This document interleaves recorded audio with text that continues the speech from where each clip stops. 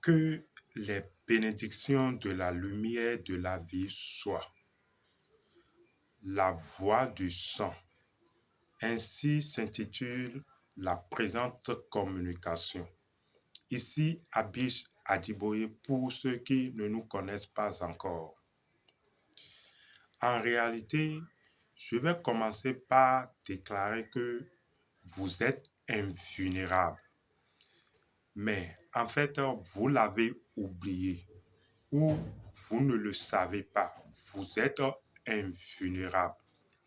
Parlant de la voix du sang, c'est d'abord qu'est-ce que le sang? Pour basiquement comprendre, le sang est un pont. En tant que tel, le sang est une trajectoire.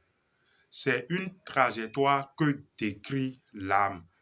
Donc cette trajectoire que décrit l'âme lui permet alors d'aller à la fois dans le souterrain, de vivre les expériences du souterrain et de se confirmer, de vivre les expériences du milieu, du monde, du milieu et de vivre les expériences célestes.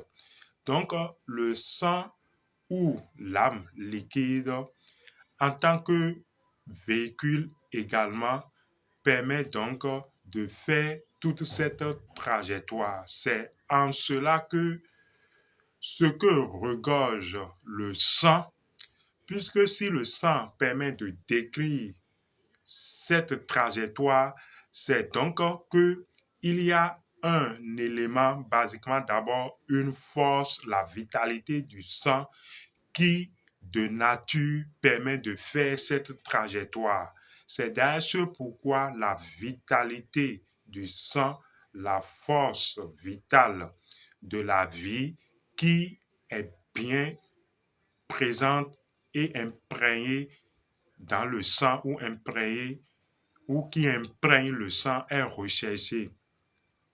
Pour revenir, le sang donc décrit une trajectoire. En tant que tel, le sang réunit des entités, des forces et même le sang réunit les dieux, les humains, ceux qui portent le sang, réunit les dieux et tous les êtres qui portent le sang. En fait, le sang fait de nous une communauté d'énergie, une communauté de sang, une communauté de porteurs de sang. En tant que tel également, alors si vous êtes de la même famille déjà, vous êtes déjà une communauté unie par le sang provenant d'une source commune ou générée par ou gouvernée par les mêmes mâles.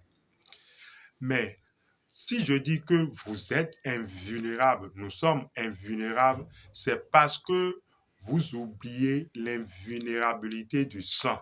Parce que quand je dis que vous êtes invulnérable, je ne dis pas que en tant que personne, vous n'êtes pas périssable. Cette personne ou cette chair, dans une certaine dimension, est périssable.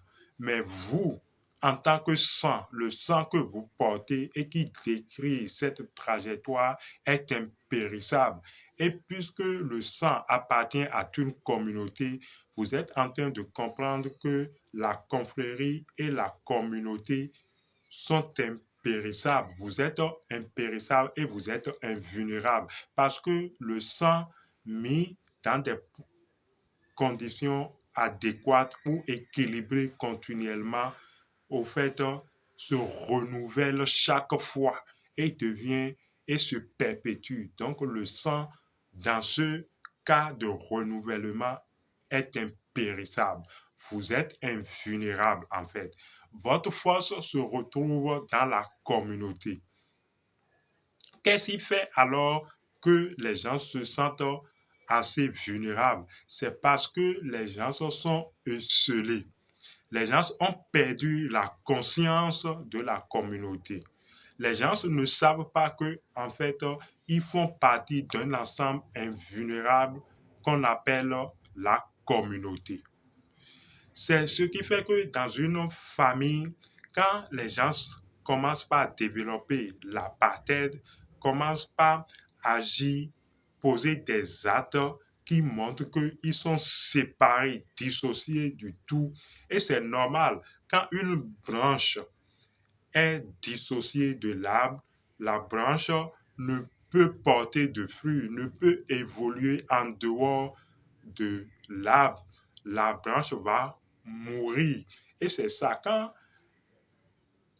une partie du tout, qui est la communauté, commence par poser des actes d'isolation où la personne vit l'illusion d'isolation et pense que voilà moi, mes acquis, voilà moi, ma femme et mes enfants, et que ce qui se passe dans la famille ne me concerne pas. On ne vous dit pas forcément socialement, selon la distance, de passer votre temps à visiter chaque membre de la famille. Encore que vos proximités, vous pouvez être en contact. Mais ce qu'il faut veiller et ce à quoi il faut veiller, en fait, c'est l'équilibre du sang. Parce que le sang appelle le sang et le sang appelle à l'équilibre de chaque partie du sang. Le sang appelle à la communication de chaque partie du sang, puisque la communauté, donc la communion de chaque partie du sang doit être maintenue. Donc, si chaque partie du sang pose l'acte des actes d'équilibre, alors chaque partie du sang se retrouve à communier dans l'équilibre. Vous n'êtes pas isolé. C'est en fait la communauté qui fait votre force. Je vais déclarer également une chose. La communauté est invulnérable et invincible. En fait, aucun agissement ou aucune puissance n'arrive à défaire une communauté quand elle maintient son équilibre. C'est en cela, il y a dans la tradition du sud d'Ajatado, précisément en langue fon, il y a, les gens disent souvent ceci, affaire des robots, c'est-à-dire que, en fait, les affaires sont plus par les résultats, pour traduire un peu littéralement, sans le résultat de l'affaire ou la cause de l'affaire ou la rentabilité de l'affaire est plus palpable même que la magie.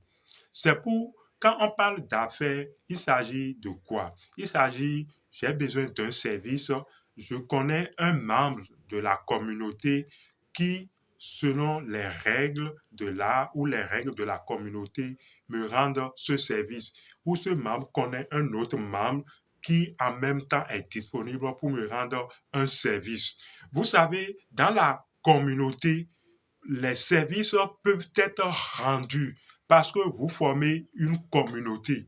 Vous êtes en train de comprendre que, au fait, la circulation des informations dans une même communauté est plus tangible même et est plus palpable que les résultats même ou des actions magiques. Parce que la communauté elle-même, elle est magique, puisque le cas, vous voyez, la mise ensemble du cas, une communauté est un lien du cas.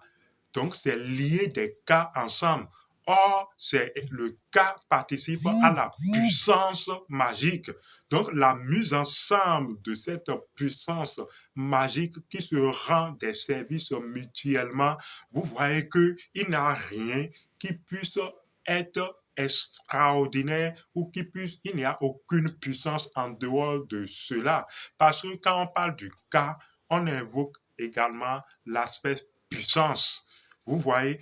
Donc, on dit alors que l'affaire est plus palpable. Je regroupe dans le creuset de l'affaire les services, les petites attentes et les petites négociations d'une communauté en vue de l'équilibre, de l'évolution et de l'expansion de la communauté. Vous voyez que, en fait, vous ne pouvez que résider dans la communauté.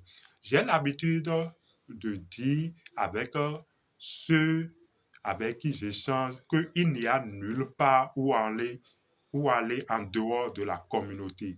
Vous n'avez nulle part où vous cacher. Il n'y a nulle part, absolument nulle part où aller. Et c'est vrai. Si vous vous isolez de la communauté, donc des valeurs et des vertus du sang, vous allez vous perdre. La communauté, en fait, c'est cela que nous rappelle constamment même le sang, la communauté, la fraternité, la famille. Donc, si un membre de la communauté pose les actes de d'apartheid, de restriction, de vivre isolé de la communauté, ou alors des actes de de se couper de son frère, de la communauté, de s'isoler, voilà, de son frère, de la communauté. Personne ne lui fait quelque chose, mais c'est que il est lui-même en train de se soustraire à la puissance magique de la communauté. Vous voyez que, en fait, il est en train de se causer lui-même du tort entre griffes. Ce qu'il faut faire, c'est basiquement commencer alors par vous rappeler ou vous par réveiller votre mémoire de la communauté. Les gens ne vivent pas ces trucs parce qu'ils ont perdu la mémoire de la communauté.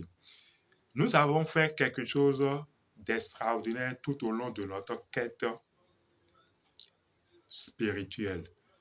Quand, à un niveau donné, nous avons, au fait, cerné où nous nous sommes éveillés à la conscience de la communauté et nous sommes restés dans cette conscience durant un temps, nous sommes restés conscients de cette conscience durant un temps.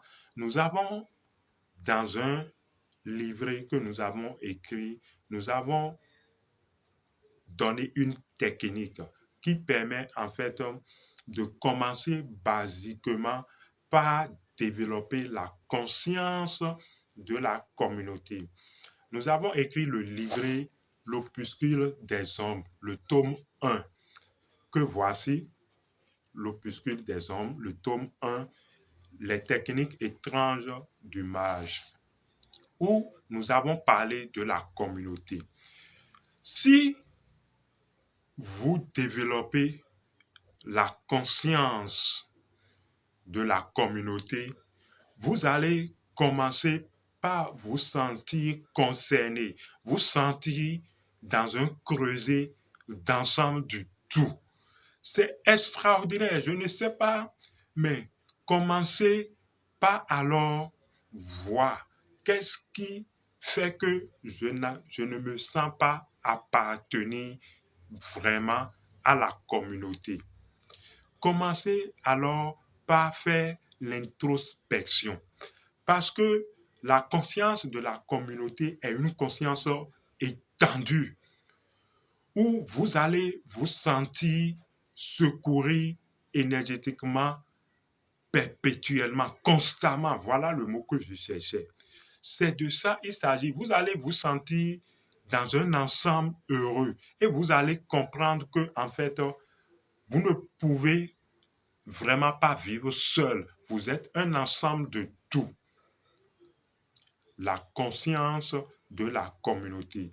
Vous allez même comprendre que les valeurs ou les règles, voilà, je parlerai des règles sociales faussement traduites, ne sont rien d'autre que des règles issues même du sang, du mana du sang. Vous voyez, parce que vous allez, quand vous avez la conscience de la communauté, vous allez lire constamment dans le sang les actes nécessaires pour l'équilibre même de la communauté. Non pas que forcément c'est quelqu'un qui arrive de l'extérieur, vous les enseignez. Cette personne de l'extérieur vous rappelle ces actes que vous concevez, puisque vous êtes en train de développer la conscience, ou vous êtes dans la conscience de la communauté. Vous direz, mais comment vivre la conscience de la communauté? D'abord, revoyez votre existence jusque-là, vos œuvres, vos intentions. Quel est l'objectif ou vos intentions? Alors, c'est pourquoi vous œuvrez? Pour votre enfant, pour votre femme, pour votre petite famille. Mais je vais vous le dire, votre enfant ne vous appartient pas. En Afrique, nous savons cela. L'enfant est éduqué par la communauté. Votre femme ne vous appartient pas. Votre femme, en fait, ses actes sont alors observés par la communauté et votre femme même vient d'entrer dans une famille plus grande. Vous voyez, vous venez de faire l'alliance de deux familles, donc une plus grande communauté. En fait, il faut, ce n'est que dans la communauté, où je rectifie, dans la conscience de la communauté, que vous allez commencer par comprendre que, en fait, ce que vous défendez personnellement n'est rien par rapport à la communauté du moment où vous n'êtes pas plus grand que la communauté. Nous allons nous en arrêter là et nous allons aborder une deuxième partie de la voie du sang. Et vous allez comprendre que, au fait, vous ne vivez pas pleinement certaines choses parce que vous êtes vous-même coupé de la communauté. Vous avez perdu la mémoire de la communauté. Abif Adiboye, à la prochaine.